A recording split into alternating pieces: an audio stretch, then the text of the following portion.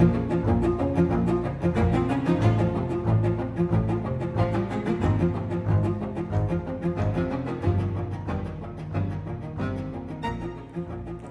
there, everyone. Welcome to Histories Uncharted. I am your host, Shanna, and this is my amazing co-host, Cecilia. Hello. We are here today to first welcome you to our very first episode on our podcast, Histories Uncharted, and also to thank you for listening to our very first episode. First of all, this is not going to be your average history podcast. Our goal on Histories Uncharted is to introduce really cool things from history in a fun and entertaining way. We want to tell fascinating stories from the past, bring to life the characters that shaped the world, and show you why we feel history should be shared with everyone. We will introduce and discuss topics that we find interesting and focus on the storytelling and the sharing of really cool and interesting things. Yeah, I remember not enjoying history as a child. A lot of it seemed like facts leading to other facts, and it was like reading the coordinates but not actually getting to see the map. Learning through storytelling is a cornerstone of culture, which brings us to how we began this journey. Guess it all began a few years ago when I was in grad school. I would come by once a week and we would hang out, and instead of chatting about politics or celebrities or whatever, I would share what I had learned that week in class. We would talk about these intriguing characters that did momentous things and how these huge moments from the past can still have relevance to events that are happening today. We had such a good time gabbing about things long past that we thought there must be others out there that like to learn really cool stuff, and decided to share these stories with you guys. So let's get ready for our first adventure. First episode, I could not imagine starting off this podcast without a big, strong female Heck yeah. heroine. Or for you to decide at the end of this podcast if you think she's a heroine or a villain. We shall see. But today we are going to discuss 16th century Hungarian Countess Elizabeth Bathory. So Elizabeth Bathory, some of you may or may not know who she is, so we're just going to go through and tell you the story of her life. So she was born in 1560, August 7th, so that makes her a Leo, if anyone is keeping track. She was born to one of Central and Eastern Europe's most wealthy and respectable families, the Bathorys. They're super wealthy. They have high political positions in Hungary and Poland and things like that. They're very involved with what's going on. So common for the day, as we all know, the Bathorys did what every other wealthy family did, and they tended to marry their relatives. This was done mostly to keep the wealth within the family, because every time you married outside of the family, you had to then, like in your will, you had to disperse your wealth and your property between all of these other people. So the only way to do that is to make sure that there weren't any other people to disperse it to. It just kept going back into the same family line. The same bloodline. We are not diluting the wealth line by diluting the family line. Exactly. Nice. That's a really fun way to put it. So as we know now, thank you, science, inbreeding tends to lead to some birth defects in people. So Elizabeth was known to suffer from migraines and possibly even epilepsy. She displayed symptoms of these things from as young as 4 or 5. She would fall into fits of rage and temper tantrums, stuff like that. Members of her family often commented on her rage and violence. So was this like common in her family, or was she just solo in this? I mean, inbreeding had been happening in this family, it sounds like, for a really heckin' long time. So, like, was she the anomaly, or was this, like, common in her family? I'm not going to say she's the anomaly. They probably commented on it more because she was a young girl as opposed to a boy who are supposed to be violent. Yeah. But no, other members of her family definitely displayed extreme violence. So her cousin, Stephen Bathory, he was the king of Hungary at the time, and when his peasants revolted, he punished them by cutting off all of their noses and ears to make sure that they would never do this again. And at that time, Elizabeth was just 15. So these are things that she saw. Holy shit. So her family, wealthy, Yes, powerful. inbred. Common. I mean, the Habsburgs, it's not just her family at this time. Many families are known for keeping the money in the family. Very nice. Okay, so they're rich and sick. Fun. So she was very rich. So she received an extensive education due to her position, which was rare for a female of her age to be so educated. She was fluent in Hungarian, Latin, Greek, German, and she even learned the peasant tongue, which at that time was Slovak. So most nobles didn't bother with the peasant tongue. Well, what do you think her motivation was? I would say it was almost all because of household administration. Women at that age were in charge of running the household servants, and so maybe that was more common for the women of the household to, so that she could speak to her servants, because Okay. your servants are going to be the peasants that live in around your castle. And they mostly spoke peasant tongue, which was Slovak. Oh, I love So that. I think that you would want to be able to communicate with the people washing your underwear and cooking your breakfast. whereas probably men are just so used to being fucking catered to. Right. that experience wasn't as important to them to really even. Right. Like the man ran the house, but the women ran the administration of the house, if Yeah. that makes any sense. We still do. We do the grocery shopping and the dishes and the laundry and meal preps. It's just the same. It's a very different spread nowadays, but We just don't get servants anymore. well, It's a shame. that is a shame. So by 1570, she's 10 years old, and also typical for the time, she's engaged. She's engaged to the only son of this other very wealthy family called Ferenc Nadsity. So they're very influential in society. And as per tradition, Elizabeth went to go live at the Nadsity properties and estates so that Mrs. Nadsity, Ferenc's mom, could teach Elizabeth how to be a proper wife to her son.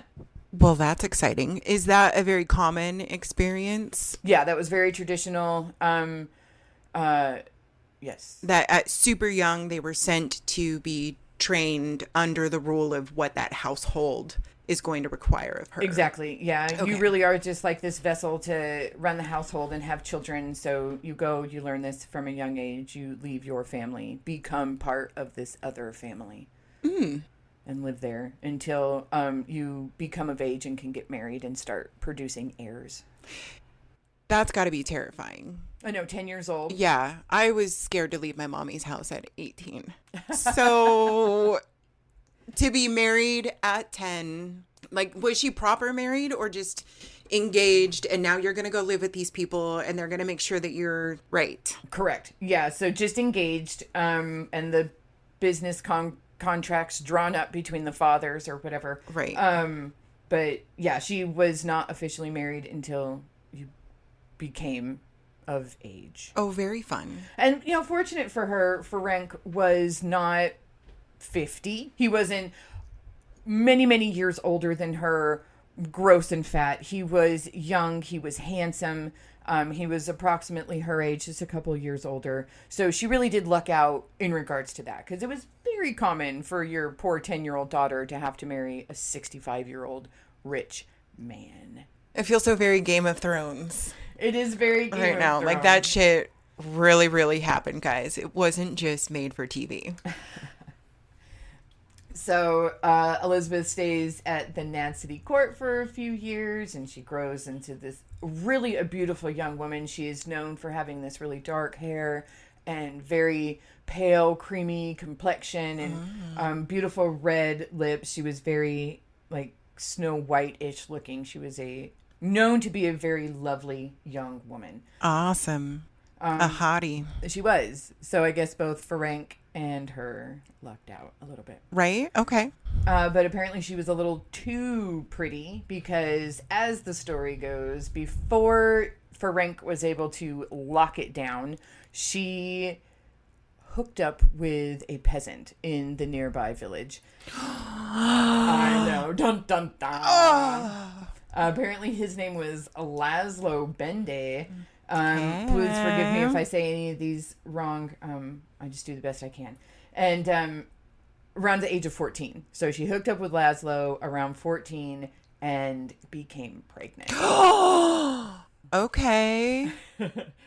So what happens to... Well, you can't hide that.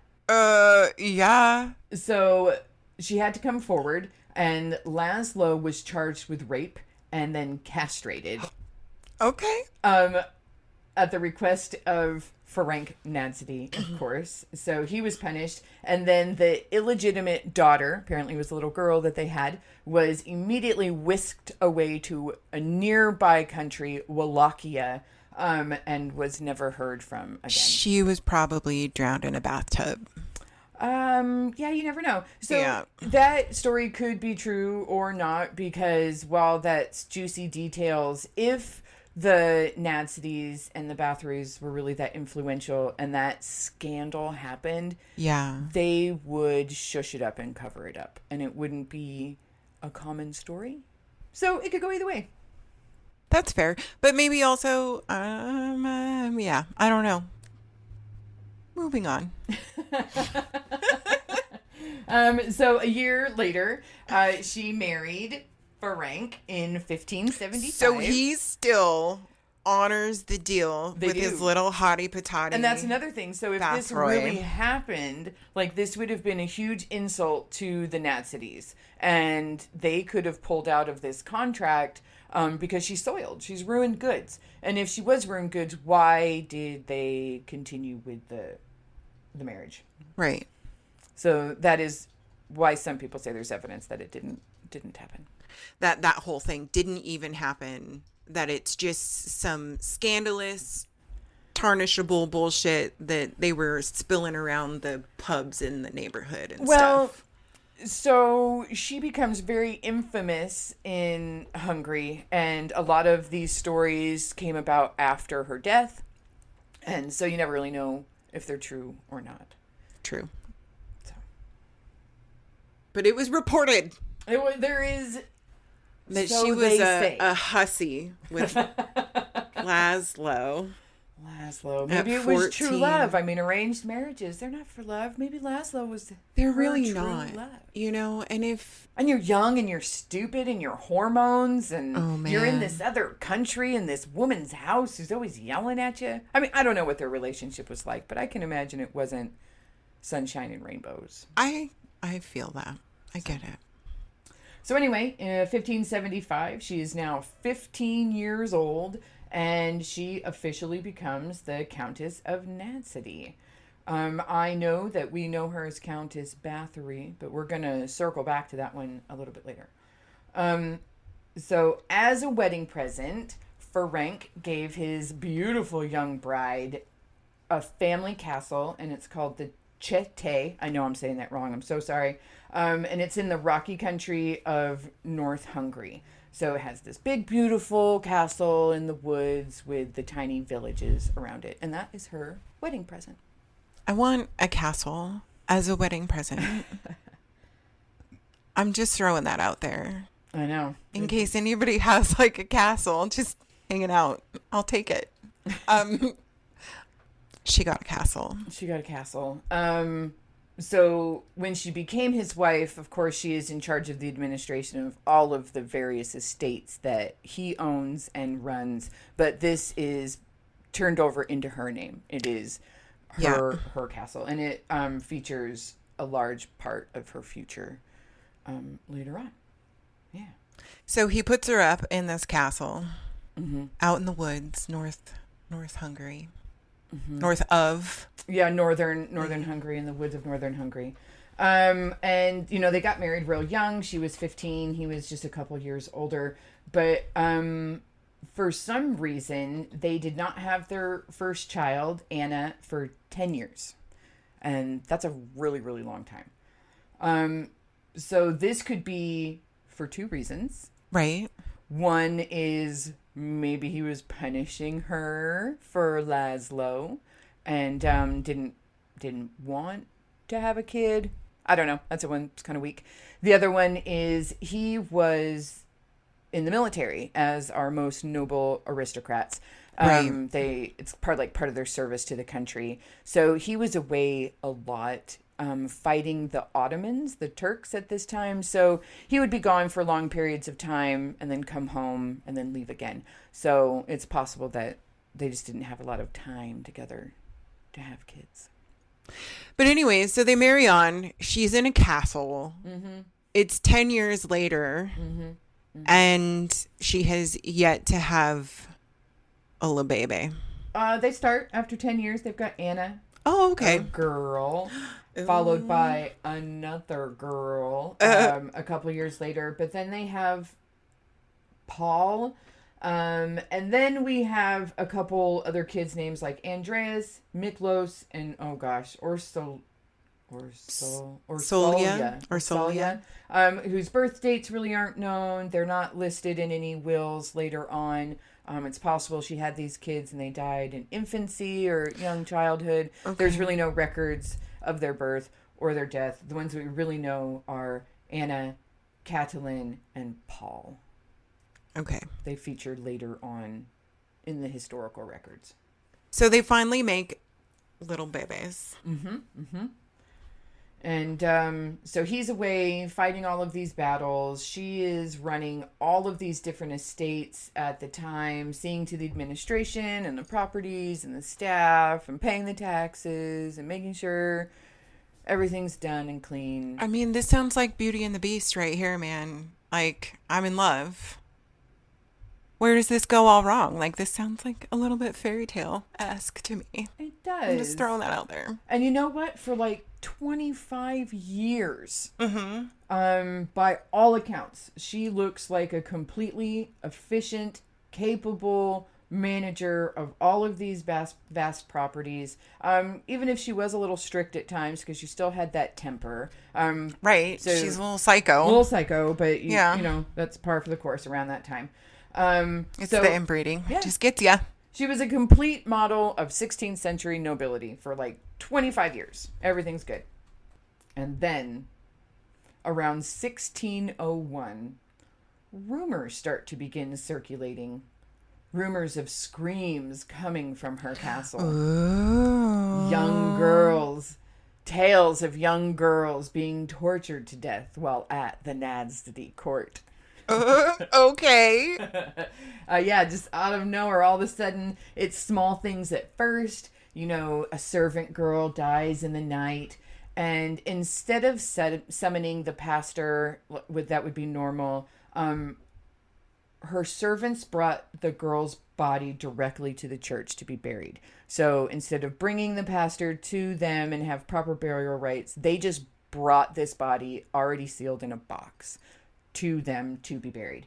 It's very unusual. So this was explained away because, you know, Elizabeth was like, it's cool. She died of cholera. We just, wanted to keep it contained. We didn't want anyone to get nervous or scared that, there was cholera outbreak. Right. A sickness. One time, the servants brought down a really big box. And it said that there were 3 young girls in there, and that they also died of cholera. It was really sad, and the servants were just trying to conserve resources and energy by putting them into one mass box to be buried, which is also not common and not done. Mass graves are not how Christians are typically buried in their different burial rites and stuff, especially at this time. That's suspicious. It is slightly suspicious. 3 girls, 1 box. I mean, okay. I'm sealed. I mean, that's, I guess, really what I want to point out is, like, these were sealed boxes with dead bodies. Mm-hmm. Cholera outbreak. That they're explaining away that this is a cholera outbreak, and that we have sealed these boxes. I mean, and this is in her home.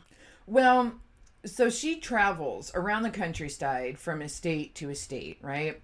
Between all of these different places around Hungary. And she's handling this administration while her husband is away fighting the Ottomans. So it's like she Hansel and Greteled across Hungary, and she left all sorts of these numerous brutalized bodies in her wake. But no one would ever think to accuse a highborn lady of such atrocities. But it's like every time she passed through, this village suddenly had a couple young girls die mysteriously or in brutal ways. And no one could really figure out what was going on. And then she would move to the next estate, and then all of a sudden the mysterious deaths would stop. But then they would crop up at her next location. Correct. But these were not treated in the same way. They were just, like, left behind, like some crazy serial killer. No, it was always like cholera. She got sick. Like, you got to understand, plagues prevalent, famines prevalent, illness. There's no antibiotics. And then there's also no social media. So, like, this village in the Western territories could have 3 deaths, but they don't communicate with this village that's in the Southern territories because they're so far away. So they wouldn't know about other deaths in other regions. So none of this was connected together. And death was common. Right. But we don't know about the bodies on her home front because these were conveniently boxed up. Yeah. And left behind. But to be these buried. other She turned them in deaths to be buried. so she was just simply blaming these brutalized bodies as just they're sick as she's going from one place to another. Yeah, explaining it. And there's also like this huge attitude of aristocrats towards peasants that we're going to get into right in a little bit. Okay, so these bodies are turning up. They're starved. They're emaciated. They're always covered in bruises. Some of them had their fingers broken or removed. Their breasts were often cut or removed. They would have burns all over their bodies from like hot pokers or brands. Sometimes their mouths were sewn shut, and it was always excused away by claiming some sort of illness or freak accident. Right. And we're not in the realm of medical examiner who's like, she died from asphyxiation or from the extensive wounds. They're not able to say why these humans have died. They're just taking the word of the people who watched them die. Yeah, and that's another thing. They are taking the word of a highborn person. Right. Yeah. Who is saying this is what has happened. Yeah. And I mean, you would look at that woman and say, well, you are smart and educated. It makes sense that the peasants just took that. I guess. Like, these are not smart, clever people. They're not educated. Who are educated. Illiterate peasants work the farms. I guess I could say that they are smart and clever, but they are not educated people. Right. And it's not, you have an exact point. They are not educated, but they are not stupid. So people are noticing trails of bodies. In particular, the village pastor near her castle. Weird. Chipte. I know I'm saying that wrong. So he starts to become suspicious because a lot of bodies just keep coming whenever she is in that region. And then not a lot when she is gone. So at some point, he stops taking the sealed boxes. He says, I'm sorry, I don't believe, I can't take this from you. I'm not covering up these crimes. Huh? So he even goes so far as during one of his sermons one Sunday on the pulpit, he publicly accuses Elizabeth Bathory of crimes against these young girls.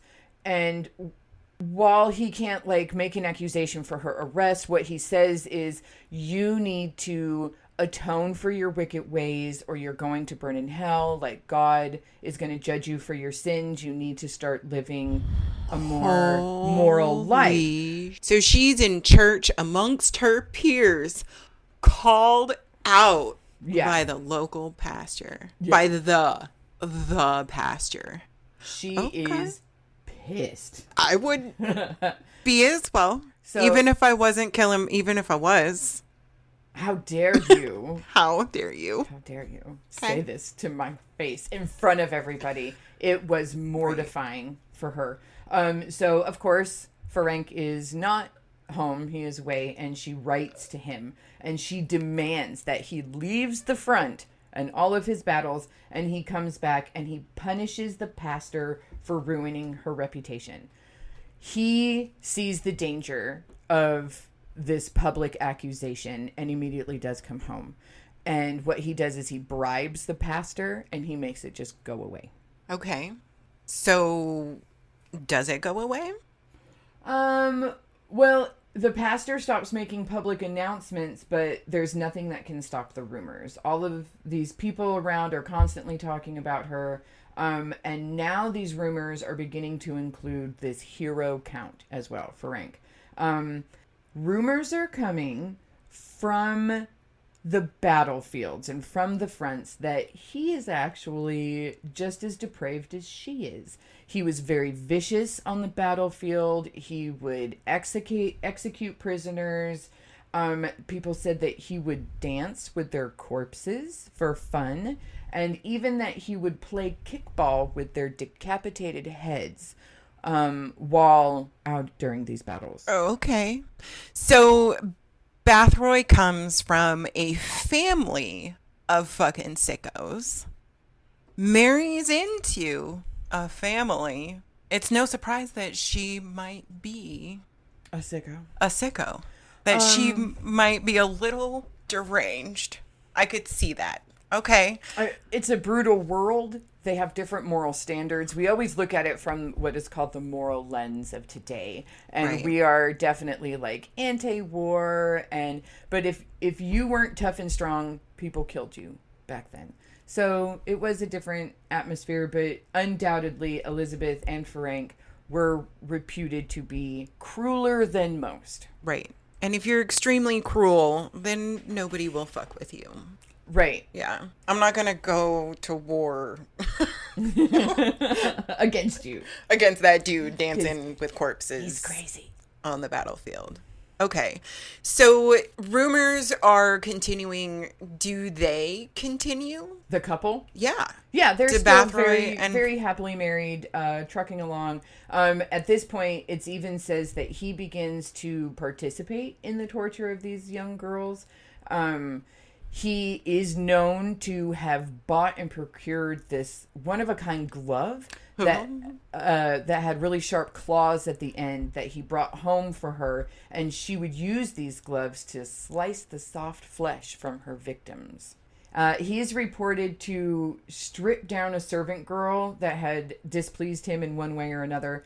He covered her with honey and then sat and watched as she was eaten alive by insects. I can't imagine. Maybe you would die from the venom of the insects. I don't know how long that would take. Like, that's maybe days, starvation and dehydration. Like, I'm not real sure. It's not like you got eaten by lions and it's over soon. Like, I feel like the insects would be like a very long process. A slow, painful, miserable.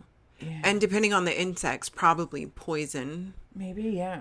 And then like starvation and it would be a lack of water that probably got you first. But I can't imagine they were feeding her.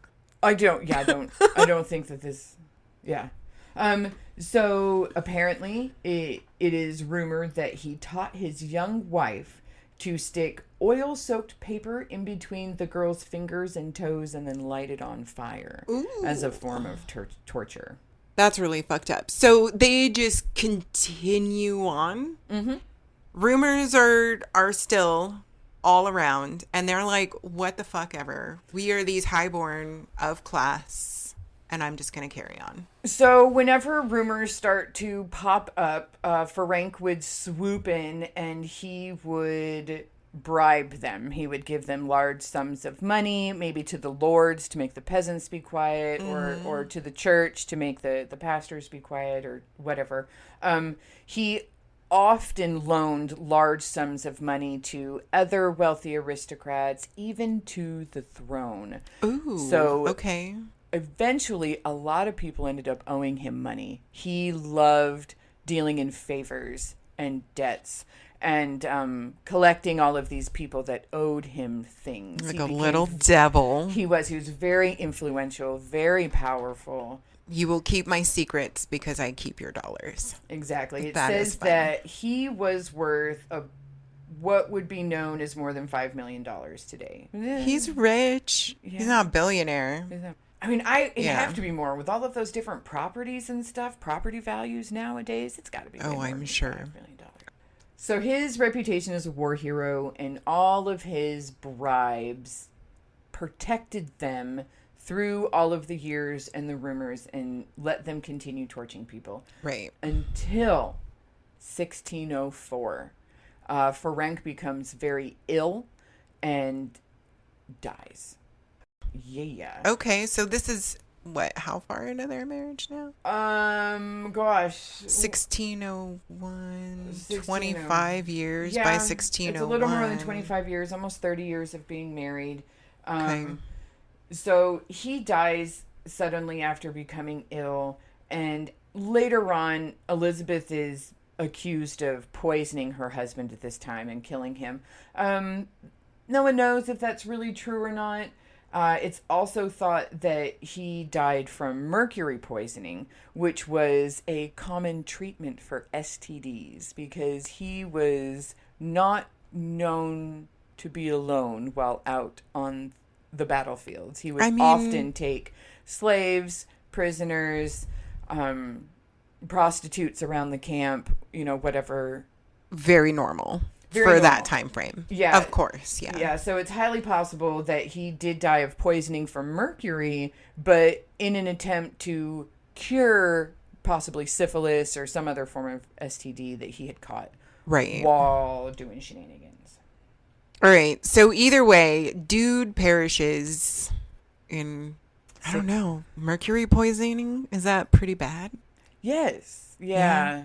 I imagine that would be a really shitty way. Yeah, it makes you real sick. Similar to like radiation poisoning. Kind of like think of everything the same way too, but just starts falling out and melting. I'm sure our listeners are definitely going to reach out and let us know. Let us know. Please let us know. Mercury poisoning. Leave it in the same as- comments. We want to know. How terrible of a way to die. I know is we that? could Google it, but it's more fun to hear from you guys.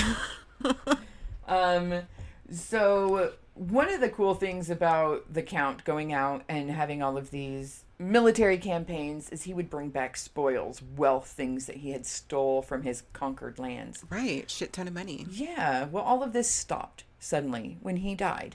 So she is starting to lose her income. She starts to be able to really feel this financial strain.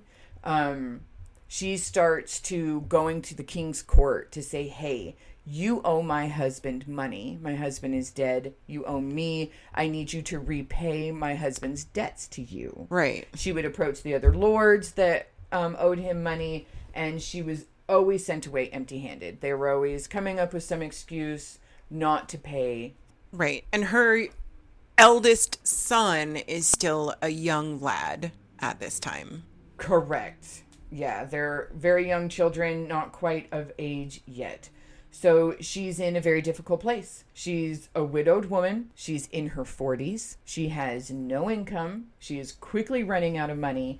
So she starts to sell off the properties and the estates. And these are very strategic properties that are in this area that is having a lot of territorial issues between the Hungarians, the Transylvanians, the Wallachians, Transylvanians. They're all fighting amongst themselves, but when they're not fighting amongst themselves, they're also fighting against the Ottomans. So it's just a lot of unrest, and these properties are of high value. but she's not paid for them. Or if she is paid for them, she's paid fractions of what they are worth. Right. So she's definitely getting taken advantage of by these men that were her husband's friends. Yeah. Essentially.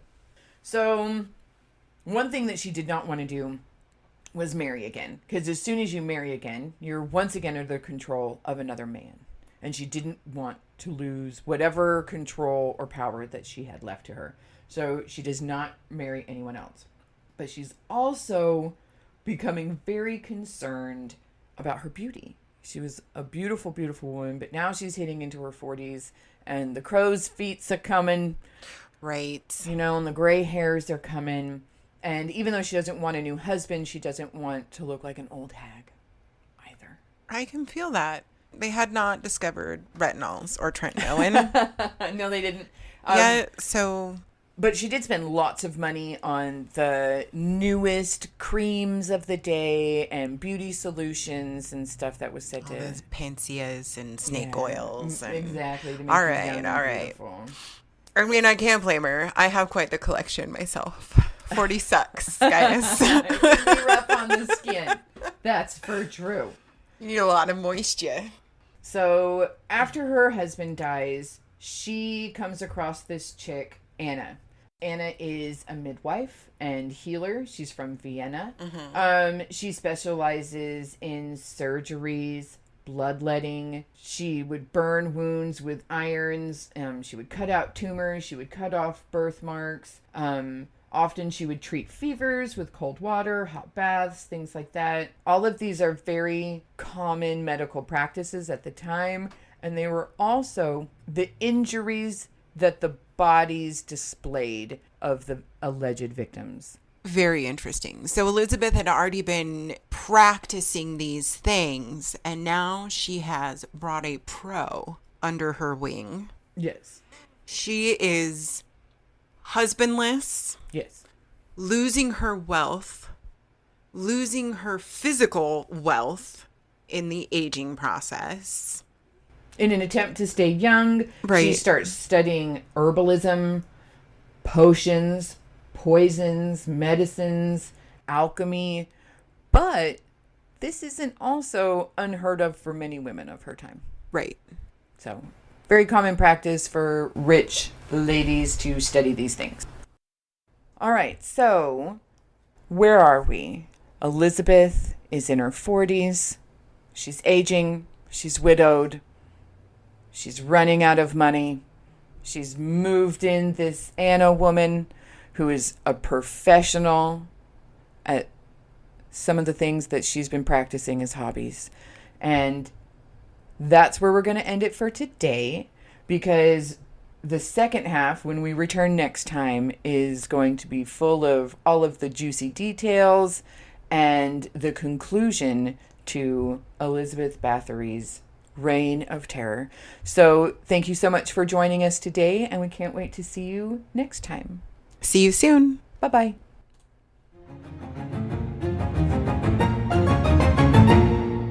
Hey there, everyone. We just wanted to take a minute to thank you for listening to us here at Histories Uncharted. We know you have lots of options to listen to, and we are super grateful you chose to share this hour with us. As a brand new podcast, it takes a lot to get started in the beginning. So if you could please rate us, follow us, leave a comment, or share our podcast with someone you think would like to hear a cool story. Do one or all three, but whatever you do, we would love to hear from you.